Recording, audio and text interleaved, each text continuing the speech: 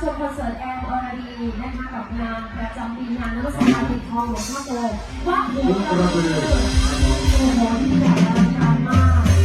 ครั้งแรกในชีวิตของแอนอรดีแล้วก็เป็นงานที่ยังไม่ได้มาที่นี่นะคะต้องกราบนมัสการพระครูวิบูลย์พัฒนกิจและเจ้าอาวาสวัดหลวงประดิษฐ์ด้วยนะคะที่เมตตาแล้วก็มองเห็นนะคะแล้วก็สงสารเรานะคะที่เขาเห็นเขาขยันได้ให้พื้นที่นะคะกับคนอีสานลูกหลานศิลปินแล้วก็นะคะในมาบอกข้อมูลต้องสื่อกับพี่บอลทุกภาคไม่ว่าจะเป็นภาคอีสานหรือว่าภาคไหนที่ฟังหมอลำนั่นแหละนะคะได้แลกเปลี่ยนวัฒนธรรมแต่ว่ามาปิดงานขอเป็นเรียนว่าใครบ้างที่เขามีคนได้มือมาได้เนี่ยพี่น้องมาให้กำลังใจกันขอบคุณค่ะขอบคุณเจ๊ตุ๊กตาแล้วก็พี่ดิเช่นเดียวกันที่ให้โอกาสเราเราดีเสมอมาเลยนะคะโอ้โหดีใจไม่คิดว่าคนจะเยอะขนาดนี้กำลังใจของหนูจริงๆค่ะเพราะหลายจะเห็นคนละคนก็เห็นว่าตัวที่มาตัวที่เป็นแต่อะไรน่าบอกว่าเลยว่าเอาตัวที่เรียกว่าเอาว่าสนใจนั่นเองว่าจะได้เรียนทุกอย่างครับผมเราได้จากที่ไหนไม่ใช่ไหนถ้าจะจับไปจะบอกแม่มาขอหน่อยสิบอกแม่มาขอเบี้ยคิ้วเงาดูหัวสีใจเห็นไหมผู้เดียวสีคิ้วเลยแต่ยังบอกว่าเล่าหลายจะมาเป็นที่ยังชอบทำมือถือว่าพวกที่มาเข้าขอบคุณค่ะขอบคุณค่ะเอาเลยดูต้องบอกกันด้วยนะวันนี้ไม่มีอะไรมาฝากเลยนะนอกจากความสนุกสนานค่ะอยากให้ทุกท่านมีความสุข